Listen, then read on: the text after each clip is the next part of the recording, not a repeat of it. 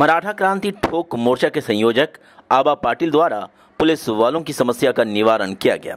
खरं तर 2016 मध्ये MPSCच्या मार्फत पोलिसांची डिपार्टमेंटल PSI पदोन्नतीची परीक्षा झाली होती। या परीक्षेमध्ये पदोन्नतीसाठी जे विद्यार्थी पास झाले होते, ज्यांना PSI पदोन्नती मिळणार होती, अशा सगळ्या विद्यार्थ्यांना त्या ठिकाणी डावलण्यात आलं।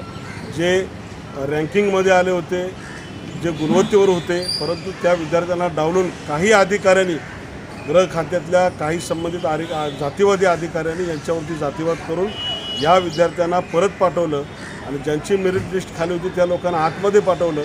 यावरती बराच मोठा अन्याय या सगळ्या विद्यार्थ्यांवरती झाला होता। परंतु सदर हे सगळे डिपार्टमेंटल PSIचे सगळे विद्यार्थी मराठा क्रांती ठोक मोर्चाकडे आले असता यांची सगळी बाजू आम्ही समजून घेतली। ही समजून बाजू घेतल्यानंतर त्याच्यामध्ये आम्हाला वाटलं की खरंच याच्यामध्ये या मुलांच्यावरती अन्याय झालेला आहे, म्हणून खुल्या प्रवर्गातून असणाऱ्या सर्व विद्यार्थ्यांना, मराठाच नाही तर सगळ्या विद्यार्थ्यांना एकत्र करून त्याच्यामध्ये माननीय आमदार प्रवीण दरेकर भाऊंना साहेबांना भेटून त्यांच्याकडे हा विषय मांडल्यानंतर माननीय मुख्यमंत्री साहेबांची चर्चा झाली आणि चर्चा झाल्यानंतर की माननीय मुख्यमंत्र्यांच्या विषय लक्षात आणून दिला की यामध्ये या विद्यार्थ्यांच्यावरती फार मोठ्या प्रमाणात अन्याय झालेला आहे। हा अन्याय दूर करण्याचं आश्वासन माननीय मुख्यमंत्र्यांनी दिलं आणि यासाठी आम्ही 2 महिने लगातार याचा फॉलोअप घेऊन या विद्यार्थ्यांना न्याय मिळवून देण्याचं काम केलं। 2016 में नियुक्त किए गए अधिकारियों को न्याय दिलाया गया। इस अवसर पर उन्होंने महाराष्ट्र के मुख्यमंत्री देवेंद्र फडणवीस का भी आभार व्यक्त किया।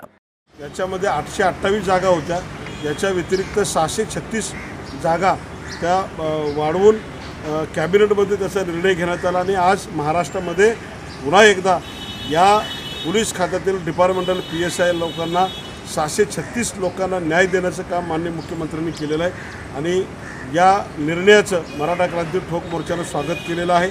तसेच या सर्व विद्यार्थ्यांना आम्ही शुभेच्छा दिलेल्या आहेत आणि माननीय मुख्यमंत्र्यांचे खास करून विशेष आभार मराठा क्रांती ठोक मोर्चाच्या वतीनं व्यक्त करतो, कारण त्यांनी हा ऐतिहासिक निर्णय घेतलेला आहे की या निर्णयाच्या माध्यमातून या विद्यार्थ्यांना न्याय मिळालेला आहे। परंतु की जे आमची मागणी याच्यापुढे अशी राहील की जे दोषी अधिकारी आहेत, ज्या अधिकाऱ्यांच्यामुळे या विद्यार्थ्यांना जो त्रास सहन करावा लागला की गेल्या 4-4, 5-5 वर्षापासून हे लोक संघर्ष करत होते, त्यांच्यासोबतचे जे विद्यार्थी होते जे आज PSI पासून PI API पदापर्यंत पोचले, परंतु आज ते त्या ठिकाणीच PSI म्हणून जाणार आहेत, तर हे ज्यांच्यामुळे त्यांना त्रास सहन करावा लागला अशा अधिकाऱ्यांच्यावरती माननीय मुख्यमंत्री आता कारवाई करणार का याचीच आम्ही वाट पाहतोय आणि जर मुख्यमंत्र्यांनी कारवाई केली तर त्याचं स्वागत केलं जाईल, अन्यथा मराठा क्रांती ठोक मोर्चाच्या वतीनं याचा पाठपुरावा सुद्धा भविष्यात करणार।